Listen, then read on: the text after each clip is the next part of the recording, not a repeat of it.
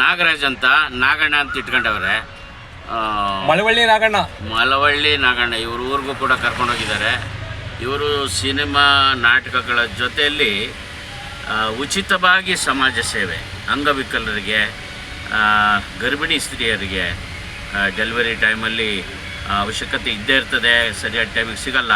ಇವರು ಸರಿಯಾದ ಸಮಯಕ್ಕೆ ಹೋಗಿ ಅವ್ರನ್ನ ಆಸ್ಪತ್ರೆಗೆ ಅಡ್ಮಿಟ್ ಮಾಡಿ ಬರುವಂಥ ಒಂದು ಒಳ್ಳೆ ಸೇವೆ ಮಾಡ್ತಾಯಿದ್ದಾರೆ. 70 ವರ್ಷದ ಮೇಲಿರೋರ್ಗೂ ಕೂಡ 70 ವರ್ಷ ಮೇಲಿರೋರಿಗೂ ಕೂಡ ಇವರು ಉಚಿತವಾಗಿ ಆಟೋದಲ್ಲಿ ಕರ್ಕೊಂಡೋಗಿ ಆಸ್ಪತ್ರೆ ಸೇರಿಸುವಂಥದ್ದಾಗಿರ್ಬೋದು ಅಥವಾ ಅವ್ರ ಮನೆಗೆ ತಲುಪಿಸುವಂಥದ್ದಾಗಿರ್ಬೋದು, ಈ ರೀತಿ ಸೇವೆ ಮಾಡ್ಕೊಂಡು ಬರ್ತಾಯಿದ್ದಾರೆ.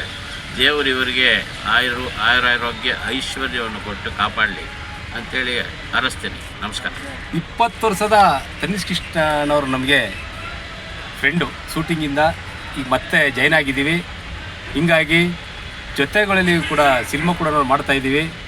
ಕೃಷ್ಣನವರು ಅಂದರೆ ಭಾಳ ನಮಗೆ ಒಂದು ಅಂತಂದಿರ್ತಾರ ಅಂಥೇಳಿ, ಅದ್ರ ಜೊತೆಯಲ್ಲಿ ಚಂದ್ರು ಅವರು ಕೂಡ ನಮಗೆ ಭಾಳ ಒಂದು ಆತ್ಮೀಯವಾಗಿ ಎಲ್ಲ ಒಟ್ಟುಗೂಡಿ ನಾವು ಜೊತೆಲಿದ್ದೀವಿ.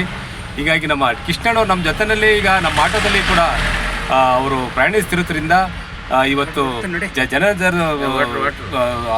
ಅವರು ತೀರ್ಕೊಂಡಿರುವಂಥ ಸಂದರ್ಭದಲ್ಲಿ ಇವಾಗಲಿ ಅವ್ರ ಜೊತೆಯಲ್ಲೂ ಕೂಡ ಇವತ್ತು ಹೊರಟಿರೋದು ನನಗೆ ತುಂಬ ಖುಷಿ ಆಯಿತು, ತುಂಬ ಸಂತೋಷವಾದ ವಿಚಾರ ಆಯಿತು. ನಮಸ್ಕಾರ ಕೃಷ್ಣ. ನಮಸ್ಕಾರ.